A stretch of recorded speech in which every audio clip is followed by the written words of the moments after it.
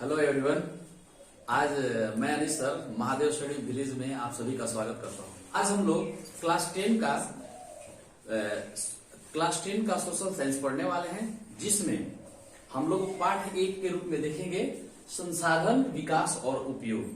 तो सबसे पहले हमारे पास में यह प्रश्न बनता है, देखिए 3 कीवर्ड है इसका, संसाधन, विकास और उसका उपयोग। तो सबसे पहले प्रश्न आता है कि भाई संसाधन है क्या।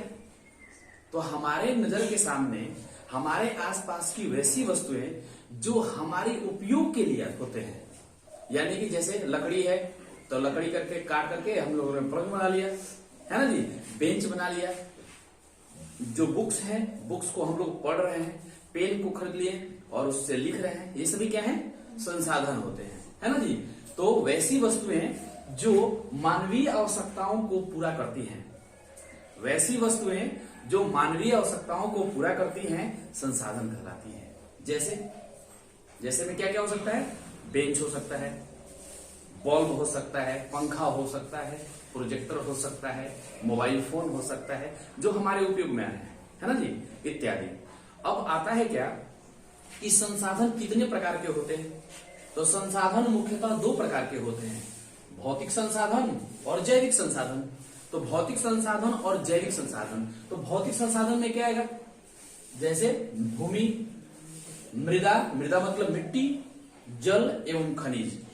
उसके बाद जैविक संसाधन, जैविक शब्द जीव शब्द से बना है, यानी कि जो जीवित हैं, है ना जी, और उनका जब हम उपयोग संसाधन के रूप में करते हैं तो वे जैविक संसाधन होंगे, जैसे वन्य जीव, वनस्पति तथा जलीय जीव। अब पहले भौतिक संसाधन को देखेंगे। तो भौतिक संसाधन में भूमि है, तो भूमि का उपयोग हम लोग कैसे करते हैं, तो भूमि का उपयोग हम लोग करते हैं खेती के रूप में, उसके ऊपर घर बनाने के लिए, है ना। तो ये भौतिक संसाधन है। मृदा, मृदा पर क्या होता है, मृदा से हम लोग मिट्टी है, मृदा मतलब मिट्टी, मिट्टी का क्या करते हैं हम लोग, दीवार बनाते हैं, ईंट बनाते हैं, ये सभी। उसके बाद में खनिज, खनिज में आता है क्या, कोयला, पेट्रोलियम। तो कोयला का इस्तेमाल करते हैं खाना बनाने के लिए। एनटीपीसी में ताप विद्युत ऊर्जा में क्या बोलते हैं, ताप विद्युत ऊर्जा में इसका इस्तेमाल करते हैं। और साथ ही साथ पेट्रोलियम का इस्तेमाल हम डीजल, पेट्रोल और केरोसिन, तो डीजल और पेट्रोल का उपयोग हम लोग वाहन को चलाने में करते हैं, है ना जी। इसी का एक और आता है सबसे उन्नत पेट्रोलियम में प्रणोदक, जिसका इस्तेमाल हम लोग रॉकेट वगैरह चलाने में करते हैं, ठीक है। और जैविक संसाधन में वनस्पति आता है। तो वनस्पति मतलब पेड़ पौधे, चाहे वो छोटे हो चाहे वो बड़े हो। तो छोटे पौधे में कौन आएंगे, जैसे धान, धान का भी तो पौधा है ना भाई, जिससे हम चावल प्राप्त करते हैं। गेहूं का पौधा, जिससे हम गेहूं खाते हैं, है ना जी, इत्यादि। और वन्य जीव, वन्य जीव में क्या आएंगे, जो छोटे छोटे जीव हैं, जैसे सपोज करते हैं कि चूहा। उसके बाद में तो चूहा संसाधन कैसे है बताइए। चूहा जो है किसानों का दुश्मन भी कहा जाता है, कि वो फसल को काटता है, क्षति पहुंचाता है। लेकिन चूहा का एक अप्रत्यक्ष तौर पर एक माध्यम भी है, कि चूहा जो है जिस खेत में रहता है वह वहां पर बिल कर देता है, होल करता है ना जी। तो बिल करने के बाद में जब पानी, जब बाहर से बरसात का पानी जब आता है, पहली बरसात होती है, तो उसका पानी जो है धरती के अंदर भी तो उसके माध्यम से जाता है ना जी। तो ये भी तो है। इसी में आता है केंचुआ। भाई केंचुआ को हम लोग कहाँ अब आजकल पालने लगे हैं, वर्मी कंपोस्टिंग में, है ना जी। तो आप पहले क्या है, केंचुआ तो भाई खेत में होते थे, गीली मिट्टी में, है ना। वन्य जीव में और भी तो जीव हैं, जैसे खरगोश इत्यादि। और जलीय जीव, जलीय जीव में आते हैं मछली, क्या जी, मगरमच्छ। तो भाई मगरमच्छ का इस्तेमाल क्या है, अपशिष्ट पदार्थों को खत्म करने के लिए होता है। और जलीय मछली, मछली का उपयोग हम भोजन के रूप में भी करते हैं, है ना जी। तो ये सभी हमारे लिए क्या हो गए, संसाधन हो गए। अब आता है कि एक हमारे भूगोलविद हैं, भूगोलविद मतलब भूगोल को जानने वाले, भूगोलवेत्ता, है ना जी। तो इनका कहना है, उनका नाम है जिम्मरमैन। क्या नाम है इनका, जिम्मरमैन। तो जिम्मरमैन कहते हैं कि संसाधन होते नहीं हैं, बनते हैं। जैसे मान लेते हैं कि जंगल में लकड़ी है, पेड़ के रूप में है ना, तो उसका इस्तेमाल हम नहीं करते हैं, तो वो संसाधन नहीं है। लेकिन जैसे ही उस लकड़ी को हम लोगों ने काटा और काटने के बाद में बेंच बनाया, दीवान पलंग बनाया, ये तमाम प्रकार की चीजों को हमने जब बनाया तो ये क्या हो गए, संसाधन हो गए। ठीक है, अब आता है कि संसाधन का एक और प्रकार हम देख सकते हैं। संसाधन को कुछ अलग तरीके से हम लोग क्लासिफाई कर सकते हैं। ठीक है, तो संसाधन को मुख्य रूप से हम लोगों ने 8 भागों में बांटा। कितने भागों में? 8 भागों में बांटा। पहला जो संसाधन है वो प्राकृतिक संसाधन है। तो प्राकृतिक संसाधन में क्या आएगा? भूमि, जल, मृदा, कोयला और खनिज। अरे भैया, प्राकृतिक संसाधन उसको बोलते हैं जिसको मानव ने नहीं बनाया। समझ में है क्या? तो इसको बोलते हैं क्या? प्राकृतिक संसाधन। मानव निर्मित संसाधन में क्या होगा कि वैसे संसाधन जो मानव के द्वारा बनाए जाते हैं। कौन बनाता है? मानव बनाता है, तो उसको क्या बोलते हैं? मानव निर्मित संसाधन कहते हैं। जिसमें इंजीनियरिंग में जैसे मान लेते हैं मोबाइल है, तो मोबाइल को किसने बनाया? मानव ने बनाया। उसके बाद में प्रौद्योगिकी, आईटी सेक्टर है, जैसे मान लेते हैं कोई सॉफ्टवेयर डेवलप करते हैं, आप लोग कंप्यूटर सीखते हैं, है ना? तो कंप्यूटर सीखते हैं तो प्रौद्योगिकी हो गया। अब मशीन के ऊपर जब चर्चा होगी तो मशीन में क्या आएगा? घड़ी, कार का इंजन, है ना जी? तमाम प्रकार के ऐसे एग्जाम्पल्स हैं मशीन में, लाखों एग्जाम्पल्स हैं, है ना जी? उसके बाद भवन जो घर बनाते हैं, ये भी क्या है? कौन एग्जाम्पल में आएगा? मानव निर्मित संसाधन में आएगा। ठीक है, चित्रकला आदि। नवीकरणीय संसाधन, नवीकरणीय संसाधन किसको बोलते हैं? वैसे संसाधन जिनको पुनः पर बनाया जा सकता है, यानी कि पुनः प्राप्त किया जा सकता है। समझ में क्या? उसे नवीकरणीय संसाधन कहते हैं। जैसे सौर ऊर्जा। अब सौर ऊर्जा है, सौर ऊर्जा से हमने बैटरी चार्ज किया, चार्ज करने के बाद में बैटरी का इस्तेमाल किया, बैटरी खत्म हो गया, फिर क्या किया? दोबारा सोलर प्लेट से लगा करके उसको हम लोगों ने चार्ज कर लिया, तो ये नवीकरणीय हो गया। अगर अनवीकरणीय कब हो जाता है? जब उसको एक बार चार्ज कर लेते हैं और वो खत्म हो जाता है, उसको दोबारा हम उपयोग में नहीं कर पाते, तो वो अनवीकरणीय संसाधन कहलाता है। तो नवीकरणीय संसाधन में सौर ऊर्जा जो सूर्य के द्वारा ऊर्जा प्राप्त किया जाता है, पवन ऊर्जा जो पवन के द्वारा ऊर्जा प्राप्त किया जाता है ना जी? पवन चक्कियों का देश किसको कहा जाता है? डेनमार्क को। किसको कहा जाता है? डेनमार्क को। वहां पर सबसे ज्यादा पवन चक्की है। ठीक है, और जल विद्युत, तो जल विद्युत के द्वारा भी हम लोग क्या करते हैं? विद्युत ऊर्जा पैदा करते हैं ना। ठीक है, अनवीकरणीय संसाधन में जीवाश्म ईंधन, इसमें आएगा क्या? कोयला और खनिज तेल।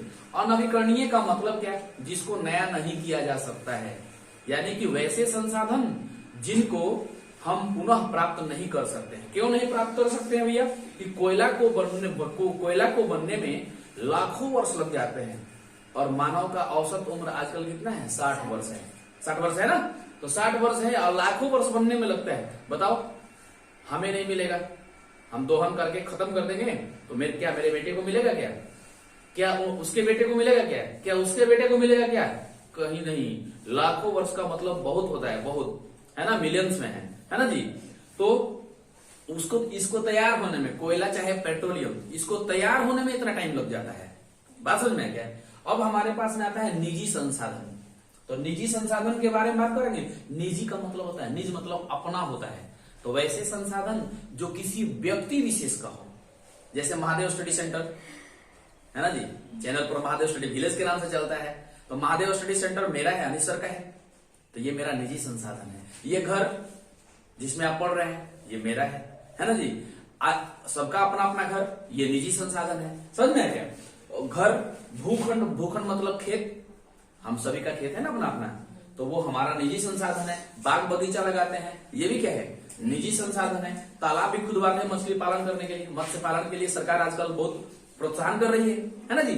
तो तालाब जो खुदवाते हैं वो भी क्या है? हम लोग का निजी संसाधन है। अब आता है सामुदायिक संसाधन। तो सामुदायिक संसाधन मतलब क्या? समुदाय से बना है। और समुदाय क्या एक आदमी से बनता है? क्या अपने घर के सिर्फ लोगों से बनता है? कई घरों के मिलने से बनता है समुदाय। यानी कि कई घर जब एक साथ सम्मिलित रूप में आते हैं तो उसको क्या बोलते हैं? समुदाय बोलते हैं। तो वैसे संसाधन जो एक किसी गांव विशेष के लिए हो, नहीं किसी क्षेत्र विशेष के लिए हो, उसको क्या बोलते हैं? सामुदायिक संसाधन कहते हैं। जैसे मंदिर, अब एक मंदिर बनता है तो उस मंदिर में सभी लोग पूजा करने के लिए आते हैं। ऐसा थोड़ी ना है कि कहा जाता है कि नहीं भाई मेरा मंदिर है, आप पूजा नहीं कर सकते हैं, ऐसा तो है नहीं। ठीक है, मंदिर हो गया, मस्जिद हो गया, मस्जिद का भी सेम यही कहानी है। है ना जी। और कुछ तालाब ऐसे हैं, जैसे हम बिहार के लोग हैं तो हम लोग छठ पर्व करने के लिए तालाब पर जाते हैं कहीं कहीं ना कहीं, है ना जी, कि जहां पर सूर्य मंदिर भी हो और वहां पर क्या हो, तालाब भी हो, है ना जी। तो उस तालाब के पास जाते हैं तो तालाब वाला क्या, वो तालाब किसी व्यक्ति विशेष का थोड़ी ना होता है, वो सामाजिक रूप से होता है। वहीं पर लोग क्या करते हैं, सूर्य की उपासना करने के लिए, यानी कि छठ पर्व करने के लिए जाते हैं। तो छठ तालाब क्या हो सकता है, सामाजिक संसाधन, सामुदायिक संसाधन हो सकता है। सामाजिक मतलब सामुदायिक संसाधन, समझ में क्या। खेल का मैदान, खेल के मैदान में सभी बच्चे खेलते हैं, है ना जी। उसके बाद में आता है राष्ट्रीय संसाधन। अच्छा, राष्ट्र मतलब क्या होता है, राष्ट्र मतलब अपना देश, देश होता है ना जी। तो वैसे संसाधन जो किसी देश विशेष का हो, यानी कि ऐसा कोई देश है जिसका अपना कोई संसाधन हो, उसको क्या बोलते हैं, राष्ट्रीय संसाधन बोलते हैं। अब सागर की सीमा है, अब भाई धरती पर तो है लेकिन सागर भी तो एक है, सागर महासागर, है ना जी। तो सागर का कितना हिस्सा हम किसी राष्ट्र, किसी देश का होता है। जैसे आप एग्जांपल लेंगे तो हमारे पास में है क्या, यहां पर आप देखते हैं हम लोग का वह हिस्सा मैं बता रहा हूं जो इधर पे क्या है, अरब सागर है। कौन है, अरब सागर, है ना। और यहां पर क्या है, बंगाल की खाड़ी, ये खाड़ी। और यहां पर है हिंद महासागर, है ना, हिंद महासागर। तो हमारे पास में क्वेश्चन बनता है कि सर ये भारत का जो क्षेत्र है, ये जो भारत का क्षेत्र है, ठीक है, तो इसमें जो है कितना जो है हमारा हिस्सा होगा इस हिंद महासागर में। तो देखिए साहब, राष्ट्रीय संसाधन में 19.2 किलोमीटर का जो सागरीय क्षेत्र होता है, यानी कि हम कहें कि हिंद महासागर में जो भारत का ये जो तमिलनाडु का एरिया है, तमिलनाडु के तट से 19.2 किलोमीटर अंदर तक जब समुद्र के क्षेत्र में जाएंगे तो भारत का हिस्सा होता है। ऐसे ही तो हर जगह है ना। आप देखते हैं कि बार बार चीन जो है, आजकल चीन कहता है कि भाई भारत के सीमा में प्रवेश कर गया है, कहाँ, समुद्र में। तो समुद्र में भारत की सीमा में प्रवेश करता है मतलब वो इसी हिस्से में आता है ना जी। तो वो कभी जबरदस्ती करता है ना। और फिर इधर से जब खदेड़ा जाता है, हमारी भारतीय सेना मजबूत सेना है, वो खदेड़ती है तो भागते हैं लोग, है ना जी, कि अरे भाई गलती हो गया, समझ में है क्या। अब आता है अंतरराष्ट्रीय संसाधन। तो वैसे संसाधन जो समुद्र तट रेखा से 200 किलोमीटर के बाद के होते हैं, कितना, 19.2 किलोमीटर तक तो निजी है, लेकिन 19.2 से आगे जब हम जाएंगे तो 200 किलोमीटर तक के लिए बात हो रही है। तो 200 किलोमीटर के बाद में जो समुद्र का जो पानी होगा वो क्या होगा, किसका होगा, भारत का नहीं, वो किसी का नहीं है। अंतरराष्ट्रीय होने का मतलब क्या है कि उस रास्ते से कोई भी आ जा सकता है, वहां से कोई किसी को दिक्कत नहीं है, समझ रहे हैं क्या।